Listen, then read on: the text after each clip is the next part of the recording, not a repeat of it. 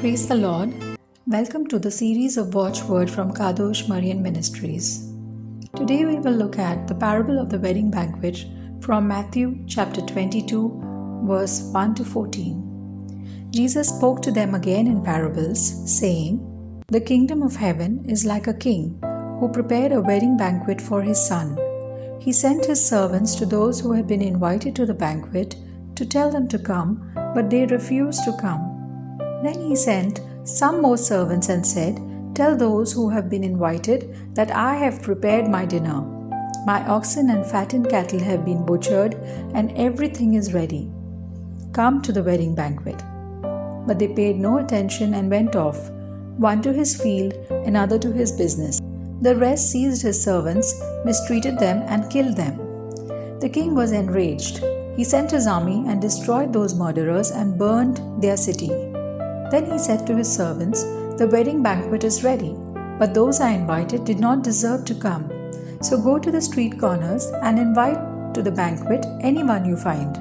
So the servants went out into the streets and gathered all the people they could find, the bad as well as the good, and the wedding hall was filled with guests. But when the king came in to see the guests, he noticed a man there who was not wearing wedding clothes.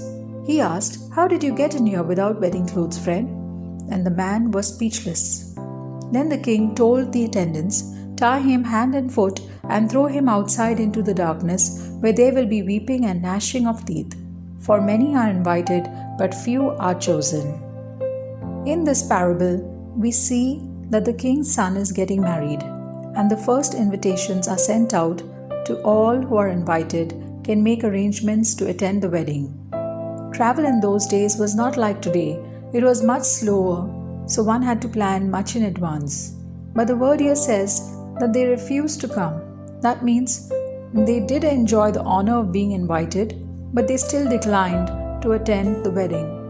The king then sends a second, more urgent invitation closer to the wedding. But this time, the invitees did not pay any attention and they went about their own activities. Their actions showed that they cared very little for the king and his son. They felt that they have everything. Just as the book of Revelation 3:17 says, "You say I am rich, I have acquired wealth and I do not need a thing."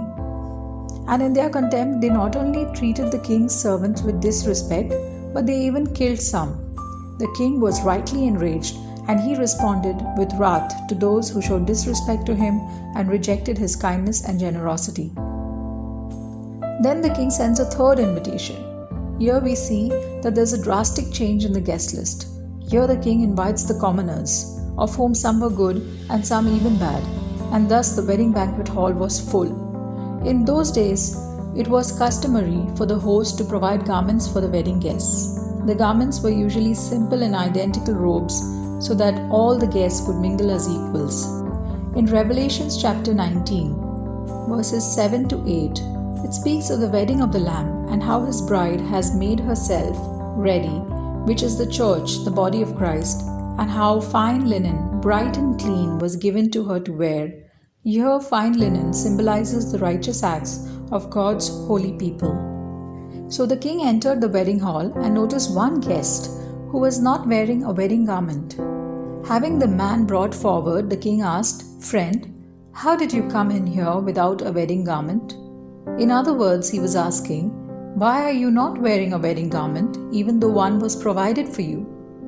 The man was not dressed for the occasion, although provision was made for him. All he had to do is put on the robe, wear the garment of righteousness given to him. But he defiantly refused to wear it on purpose. His response was that he was speechless, indicating that he had no excuse. This is why the king reacts so harshly. Bind him hand and foot, take him away and cast him into outer darkness. There will be weeping and gnashing of teeth. The judgment of the king was not that the guest lacked the wedding garment. It was against his refusal to wear one, even though it was given to him.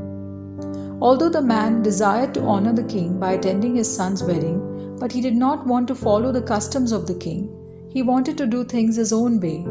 His lack of putting on the wedding garment revealed his inner rebellion against the king and his instructions. So he was punished like a rebel. Then at the end of the parable, Jesus says, "For many are called, but few are chosen." Now, this parable corresponds to the king's invitation that went out to both the original guests, that is Israel and Judah, whose people were killed and whose city Jerusalem was burned to the ground. And then, with the coming of Christ, the invitation goes out to all mankind, Jews and Gentiles alike. While the people of Israel turned their backs on God, and the Gentiles were more open to God's message. However, there is a requirement to enter, and that is through faith in Jesus Christ, accepting His free gift of salvation, putting aside our old clothes soiled with sin, and putting on Christ. So, let us say yes to God and eagerly accept His invitation to His Son's heavenly banquet. Let us truly repent for our sins and allow ourselves to be wrapped in the gift of God's love and mercy and wear Christ's garment of salvation. This is Sandra Collins from Kadosh Marian Ministries. Thank you.